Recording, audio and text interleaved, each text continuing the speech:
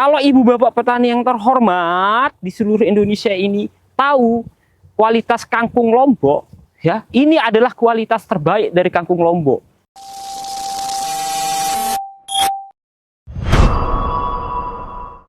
Hai, kembali lagi bersama saya Wika. Ibu bapak petani yang terhormat, di video kita kali ini kita akan membahas tentang budidaya tanaman kangkung. Ya, seperti yang ibu bapak petani yang terhormat lihat di belakang, kebetulan petani binaan kami itu sedang melakukan yang namanya panen kangkung. Yang harus diperhatikan ibu bapak petani yang terhormat, sebelum ibu bapak petani yang terhormat melakukan penanaman tanaman kangkung, yang harus diperhatikan, ini kuncinya, ini penting, itu adalah kualitas airnya. Karena kualitas air untuk kangkung itu sangat-sangat mempengaruhi di rasa. Sekali lagi, sangat-sangat mempengaruhi di rasa. Jangan sampai kualitas air yang ibu bapak petani yang terhormat miliki atau dapatkan di lahan-lahan ibu bapak petani yang terhormat itu pH-nya asam atau pH-nya basah. Harus airnya itu pH-nya di sekitaran netral. Mulai dari 6,8 sampai 7,2. Saya sarankan seperti itu. Ini kualitas airnya. Nah, kebetulan di lahan yang dipergunakan untuk melakukan budidaya tanaman kangkung ini, kualitas airnya begitu indah karena ini langsung airnya mengalir dari sumber air di bawah kaki Gunung Rinjani. Kalau ibu bapak petani yang terhormat di seluruh Indonesia ini tahu kualitas kangkung Lombok, ya, ini adalah kualitas terbaik dari kangkung Lombok. Karena memang di tempat saya berada sekarang itu, yaitu di Kecamatan Narmada, di mana seluruh orang Lombok tahu bahwa kualitas kangkung Narmada itu adalah yang terbaik. Saya ulangi, kualitas kangkung Narmada itu adalah yang terbaik.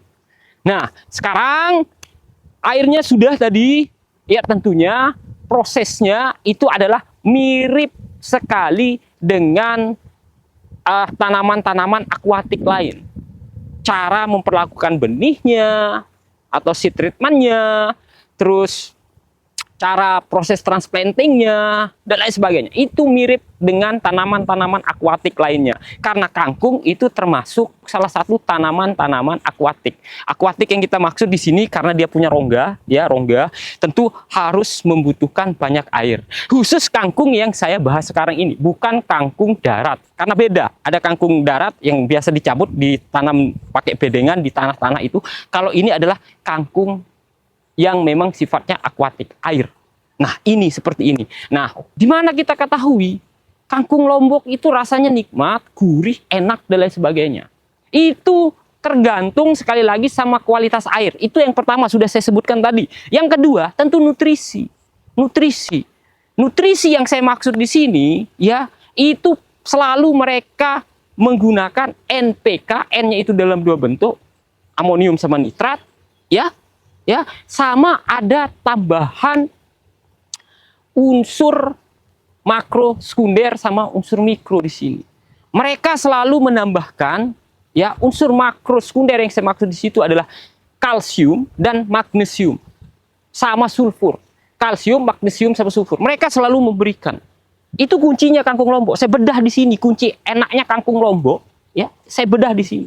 Mereka selalu menambahkan kalsium, magnesium sama sulfur selain NPK tadi. Saya ulangi, selain NPK itu kita ketahui adalah sebagai unsur hara makro primer, mereka juga menambahkan unsur hara makro sekunder, yaitu kalsium, magnesium, sulfur, dan dua unsur mikro mereka tambahkan, yaitu boron dan zinc. Sehingga itu yang menyebabkan kangkung-kangkung di Lombok khususnya, terutama di daerah sumber penghasilnya ini di Kecamatan Narmada, Kabupaten Lombok Barat, itu rasanya gurih, rasanya enak, rasanya nikmat. Itu nutrisinya. Nah, sekarang ibu bapak petani yang terhormat, budidaya tanaman kangkung yang jenis akuatik ini, itu gampang-gampang susah. Kenapa saya bilang gampang-gampang susah, Ibu Bapak petani yang terhormat? Karena pengendalian OPT-nya nggak terlalu ribet. Dan OPT-nya juga itu paling hanya keong, ya. Terus ada ulat geraya, ya, ulat geraya. Ada ulat jadung, ya, ada. Terus ada kutu daun, aphids, ya, ada kutu daun. Tapi karena yang namanya kutu-kutuan itu nggak terlalu signifikan serangannya karena kondisinya itu lembab, di mana kutu-kutuan itu nggak senang sama yang kondisi lahan yang lembab, dia senang yang panas. Nah, karena air ini digenangi terus sehingga nggak terlalu. Ulat pun juga begitu, nggak terlalu banyak, tetapi harus diwaspadai karena memang untuk Spodoptera litura, bahkan Spodoptera frugiverda atau OGF kita bilang, ulat geraya frugiverda itu tidak terlalu senang dengan lahan yang basah. Tidak terlalu senang, tapi ada sih ada. Sehingga pengendaliannya itu minim sama kimia. Minim sekali kimia. Minim. Untuk pestisidanya loh ya. Minim sekali. Mereka hanya menggunakan pengendalian fisik mekanik. Karena lahan-lahannya itu ya terbagi ya kayak gini.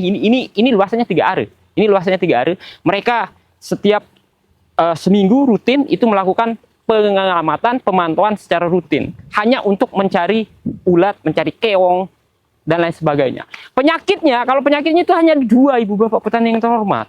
Ada 2 yang paling banyak. Kalau yang lain-lain itu nggak terlalu. Yang dua itu bercak daun sama karat daun.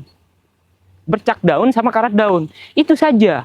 Itu saja, Ibu Bapak petani yang terhormat, penyakitnya. Sehingga kalau memang sudah terjadi, ya tinggal diisolasi saja.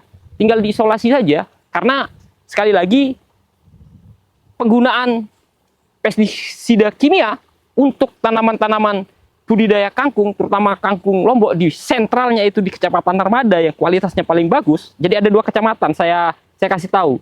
Yang paling bagus kualitas kangkungnya itu di Kecamatan Narmada sama Kecamatan Lingsar namanya. Kedua-duanya itu ada di Kabupaten Lombok Barat. Ibu Bapak petani yang terhormat, kalau mau pesan kangkung Lombok, cari kangkung yang source-nya dari Lombok yang dari 2 kecamatan itu. Karena airnya sudah saya bilang tadi itu benar-benar berkualitas. Karena air di sini itu bisa langsung diminum, ya.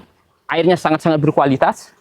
Terus nutrisinya juga mereka selalu memperhatikan, dan yang paling terpenting adalah pengendalian OPT yang mereka lakukan itu, ya, pengendalian OPT yang mereka lakukan itu, Ibu Bapak petani yang terhormat, itu sangat-sangat minim penggunaan pestisida kimia. Itu Ibu Bapak petani yang terhormat. Nah, sekarang kita akan bahas mengenai berapa sih keuntungannya.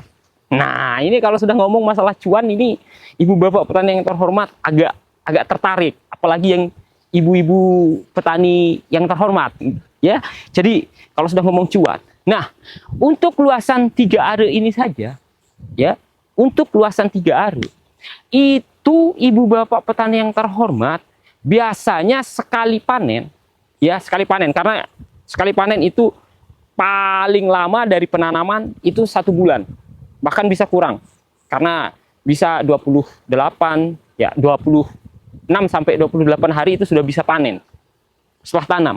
Nah, itu sudah bisa dipanen ini. Ada sebulan lah kita sebut, sebulan. Itu pemanen pertama. Nah, setelah itu baru diulangi 2 minggu kemudian, 2 minggu kemudian. Itu bisa dilakukan pemanennya. Ya, tentunya dikasih nutrisi yang sudah saya sebutkan tadi. Setelah pemanen dikasih lagi nutrisi, dan mereka selalu mempergunakan untuk setelah pemanenan kedua itu menggunakan N dalam bentuk nitrat. Selain K di situ, ya, selain kalium, selain ditambah lagi dengan unsur hara makrosekunder sama unsur mikro yang sudah saya sebutkan tadi, Ibu. Mereka ini sekali panen dengan luasan 3 are itu dapat 400 ikat. 400 ikat itu, Bu, coba ikat, angkat sekali.